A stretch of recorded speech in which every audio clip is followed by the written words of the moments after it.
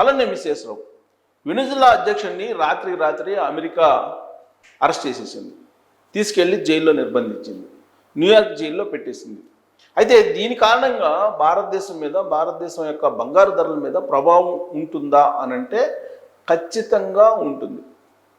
అమెరికాలో ఏది జరిగినా కానీ భారతదేశం మీద కాదు, ప్రపంచంలో ఉన్నటువంటి అనేక దేశాల మీద ప్రభావం నెగిటివ్గానో పాజిటివ్గానో ఉంటుంది. భారతదేశానికి వచ్చేటప్పటికి అమెరికా ఏది చేసినా నెగిటివ్ ఎఫెక్టే ఉంటుంది. పైగా నరేంద్ర మోడీ గారి గురించి ట్రంప్ తాజాగా మళ్ళీ కొన్ని వ్యాఖ్యలు చేశారు. నరేంద్ర మోడీ గారు చేసేటువంటి కార్యక్రమాలు తనకి నచ్చవని చెప్పి తెలుసు, అయినా కానీ అలానే కొనసాగుతున్నాడు నరేంద్ర మోడీ గారు అని చెప్పి ట్రంప్ తాజాగా వ్యాఖ్యానించారు. తనకి నచ్చని విధంగా మోడీ వ్యవహరిస్తున్నారనేది ట్రంప్ చెప్తూ ఉన్నారు. కారణం ఏంటంటే రష్యా నుంచి ఆయిల్ని కొనుగోలు చేయొద్దు అని చెప్పారు, కానీ రష్యా నుంచి ఆయిల్ని కొనుగోలు చేస్తూ ఉన్నారు నరేంద్ర మోడీ గారు. భారత ప్రభుత్వం కొనుగోలు చేస్తూ ఉంది. సరిగ్గా ఈ పాయింటే నచ్చట్లేదు. అందుకే మరిన్ని ట్యాక్సులు వేస్తానని చెప్పి మళ్ళా హెచ్చరించారు ట్రంప్. మరొక హెచ్చరిక ఏంటంటే క్యూబాకు కానీ కొలంబియాకు కానీ ఇలా అమెరికా చుట్టుపక్కల ఉన్నటువంటి ప్రాంతాలకు సంబంధించినటువంటి అధ్యక్షులకి మీకు వెనిజులా అధ్యక్షుడికి పట్టినటువంటి గతే పడుతుంది అని చెప్పి హెచ్చరిస్తూ ఉన్నారు ట్రంప్. నాకు నచ్చని విధంగా ఎవరైతే ఉంటే వాళ్ళకి ఇదే గతి అని అంటారు. దాని కంటిన్యూషన్లో నాకు నచ్చని విధంగా నరేంద్ర మోడీ గారు వ్యవహరిస్తున్నారు అని చెప్పి చెప్తూ ఉన్నారు. ఒకప్పుడు పాకిస్తాన్లోకి ఎంటర్ అయి బిన్ లాడెన్ని హతమార్చింది అమెరికా. ఇరాక్లో సద్దాం హుసేన్ని పట్టుకొని హతమార్చింది. మరి అమెరికా తాము కావాల్సినటువంటి వాళ్ళని ఏ దేశంలో ఉన్నా కానీ పట్టుకొని తీసుకెళ్తుంది, హతమారుస్తూ ఉంది. మరి అమెరికా చెప్పినట్టు వినకపోతే ఇలాంటివే చేస్తూ ఉంది అమెరికా అంటే అమెరికా చరిత్రను చూస్తే అలాంటివే కనిపిస్తూ ఉన్నాయి. ఇప్పుడు వెనిజులా అధ్యక్షుడిని తీసుకెళ్లి నిర్బంధించారు. కారణం ఏంటి? వెనిజులాలో అపారమైనటువంటి ఆయిల్ నిక్షేపాలు ఉన్నాయి, బంగారు నిల్వలు భారీగా ఉన్నాయి. వాటిని సొంతం చేసుకోవడానికి అమెరికా ఈ దారుణానికి ఒడిగట్టింది. ఇది అంతర్జాతీయ సమాజం చెప్తూ ఉంది. ఇప్పుడు వెనిజులాలో అక్కడ ఉన్నటువంటి ప్రజలందరూ కూడా నిరసిస్తూ ఉన్నారు. ఆ నిరసనలతోటి ఏమాత్రం ప్రమేయం లేనట్టు అమెరికా వెనిజులా అధ్యక్షుడిని నిర్బంధించేసి ఆ అమెరికాకు కావాల్సినటువంటి ఉపాధ్యక్షురాలను పెట్టుకొని ఇప్పుడు వెనిజులాని పరిపాలించడానికి సిద్ధమైంది. కెనడా కూడా 51వ రాష్ట్రం అవుతుందని చెప్పేసి గతంలో ఇదే ట్రంప్ వ్యాఖ్యానించారు. మరి ట్రంప్ ఏదైతే అనుకుంటున్నారో అది చేసుకుంటూ వెళ్తున్నారు. ఆ క్రమంలో ప్రపంచంలో ఉండేటువంటి అనేక దేశాలు ఆందోళన చెందుతున్నాయి. అనిశ్చిత పరిస్థితి మరోసారి నెలకొంది. మరి అనిశ్చిత పరిస్థితి క్రమంలో బంగారం రేటు పెరుగుతుందా తగ్గుతుందా అనేటువంటి ఒక చర్చ మొదలైంది. వెనిజులా అధ్యక్షుడిని ఎప్పుడైతే అమెరికా తీసుకెళ్ళి నిర్బంధించిందో ఆ మరుక్షణం నుంచే బంగారం రేట్లు అమాంతం పెరగడం ప్రారంభించాయి. అంతర్జాతీయ మార్కెట్లో ఔన్స్ బంగారం వచ్చేసి $3,500 దాటి వెళ్ళిపోయింది. ఇప్పుడు $4,000 దిశగా వెళ్ళిపోతుంది.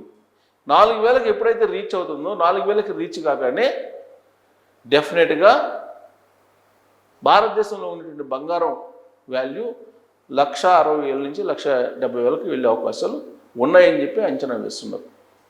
$4,500 అలా వెళ్ళే అవకాశం ఉంది అంతర్జాతీయ మార్కెట్లో అంటున్నారు. సరే, మోడీ మంచి బేరగాడు అని చెప్పి అంటారు ట్రంప్. భారతదేశం వద్ద అపారమైన సంపద ఉంది, మనం సహాయం చేయాల్సిన అవసరం లేదు అని అంటారు. మోడీ మంచి బేరగాడు అని చెప్పి చెప్తూనే ఆయన తనదైనటువంటి శైలిలో దిగుమతి సుంకాలను విధించారు భారతదేశం మీద. దాంతో వాణిజ్య లోటు పెరిగింది భారతదేశానికి. మరోవైపు అనిశ్చితమైనటువంటి అంతర్జాతీయ పరిస్థితుల కారణంగా బంగారాన్ని దిగుమతి చేసుకునేటువంటి క్రమంలో భారంగా మారింది భారతదేశానికి. ఇలాంటి పరిస్థితుల్లో రష్యా డీల్ని రద్దు చేసుకోవాలి. రష్యా డీల్ కనుక రద్దు చేసుకోకపోతే దిగుమతి సుంకాలను కంటిన్యూ చేస్తామని చెప్పి అమెరికా మరోసారి హెచ్చరిస్తూ ఉంది. తనకి నచ్చని విధంగా నరేంద్ర మోడీ గారు వెళ్తున్నారు అని చెప్పి పదే హెచ్చరిస్తూ ఉన్నారు ట్రంప్. భారతదేశం మీద, భారతదేశ ప్రధానమంత్రి మీద అనేక సందర్భాల్లో అనేక రకాలుగా ఆయన సంచలనమైనటువంటి వివాదాస్పదమైనటువంటి వ్యాఖ్యలు చేశారు.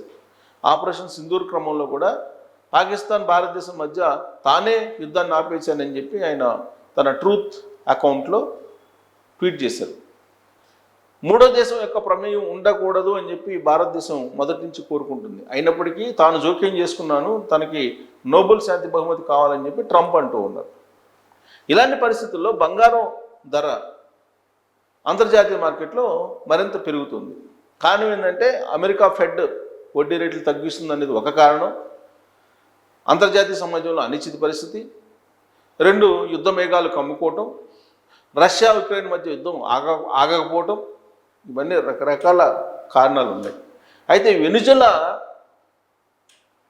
అమెరికా సొంతమైంది కాబట్టి వెనిజులాలో ఉండేటువంటి అపారమైనటువంటి గోల్డ్ని కనుక బయటికి తీస్తే ప్రపంచ మార్కెట్లో గోల్డ్ పుష్కలంగా ఉండే అవకాశం ఉంది. అప్పుడు డిమాండ్ సప్లై మధ్య గ్యాప్ తగ్గి బంగారం తగ్గే అవకాశం ఉంది అని చెప్పి కూడా కొంతమంది అంతర్జాతీయ నిపుణులు భావిస్తూ ఉన్నారు. కాకపోతే ఇప్పటికిప్పుడు వెనిజులా నుంచి బంగారాన్ని వెలికి తీసి దాన్ని ప్రపంచ మార్కెట్లోకి తీసుకొచ్చే పరిస్థితి అమెరికాకి లేదు. కాకపోతే ఆయిల్ విషయంలో మాత్రం ఆ పని చేస్తుంది. ప్రపంచ మార్కెట్లకు వెనిజులా ఆయిల్ని తీసుకొచ్చి ప్రపంచ దేశాలకు ఉండేటువంటి కొరతను తీర్చే అవకాశం ఉంది. అందుకే ఇప్పుడు రష్యా మీద డిపెండ్ అయినటువంటి భారతదేశానికి వెనిజులా నుంచి ఆయిల్ని సప్లై చేసేటువంటి ప్రక్రియ కూడా స్టార్ట్ కావచ్చు.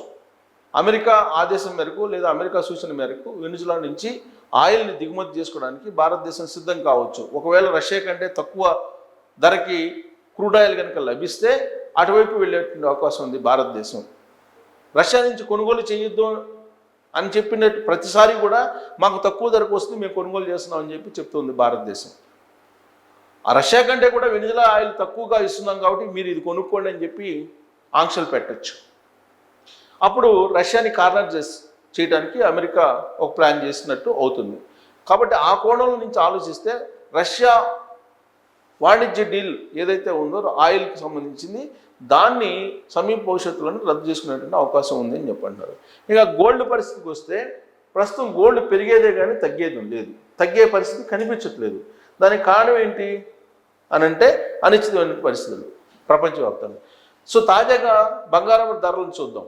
హైదరాబాద్ మార్కెట్లో బంగారం ధరలు ఏంటి అనేది ఇప్పుడు చూడండి. 10 గ్రాములు వచ్చేసి 2020 రూపాయలు పెరిగింది.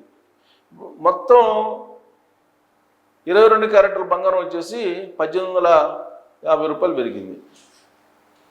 సో ఇక్కడ బంగారం రేట్ అనేది పెరుగుతూ వస్తుంది. దానికి కారణం వెనిజులాలో జరిగినటువంటి పరిణామం. అందుకే ప్రపంచంలో ఎక్కడ ఏం జరిగినా ఎంతకంత ప్రభావం ఉంటుంది. ప్రత్యేకించి అమెరికాలో ఏం జరిగినా సరే మన దేశం మీద ఇమీడియట్గా ప్రభావం ఉంటుంది. కాబట్టి నరేంద్ర మోడీ గారు ఇప్పుడు ఏం చేయబోతున్నారు? ఇప్పుడు సిల్వర్ వచ్చేసి ఏప్రిల్ నుంచి బ్యాంకుల్లో లోన్ ఇచ్చేటువంటి అవకాశం ఉంది. దానికి ఐఎస్ఐ మార్క్ కూడా ఇస్తున్నారు రాబోయే రోజుల్లో. హాలో మార్క్, ఐఎస్ఐ కాదు హాలో మార్క్ కూడా ఇస్తున్నారు. గోల్డ్కి ఏ విధంగా అయితే హాలో మార్క్ ఇస్తున్నారో అదే తరహాలో. అందుకే సిల్వర్ రేటు గత ఏడాది 164% పెరిగింది. గోల్డ్ రేట్ వచ్చేసి దాదాపు 75% పెరిగింది. ఇప్పుడు ప్రాఫిట్ వైజ్ తీసుకుంటే బిజినెస్ వైజ్ లాగా బిజినెస్ యాంగిల్లో తీసుకుంటే కనుక మీకు గోల్డ్ కన్నా కూడా సిల్వర్కి ఉంటేనే లాభాలు ఎక్కువ వస్తున్నాయి. కాబట్టి ఒకవేళ అటు డైవర్షన్ చేస్తే కేంద్ర ప్రభుత్వం సిల్వర్ వైపు బహుశా దిగుమతి చేసుకునేటువంటి బంగారం పరిమాణం తగ్గుతుంది. కాబట్టి అప్పుడు కొంత సర్వైవ్ అయ్యేటువంటి అవకాశం ఉంది. లేదంటే బంగారం రేటు ఇంకా అమాంతం పైకి పెరిగేటువంటి ఛాన్సెస్ కనపడుతూ ఉన్నాయి. ఒకసారి యుద్ధ మేఘాలు కనుక క్లియర్ అయితే అప్పుడు బంగారం రేటు తగ్గుతుంది. యుద్ధ మేఘాలు ఉన్నంత వరకు బంగారం రేటు తగ్గడానికి అవకాశం లేదు అనేది అంతర్జాతీయ నిపుణులు చెప్తూ ఉన్నారు. నరేంద్ర మోడీ గారు ఇలాంటి పరిస్థితుల్లో ఏం చేయాలనే దాని మీద మీరు ట్రోల్ చేయొచ్చు. Thank you.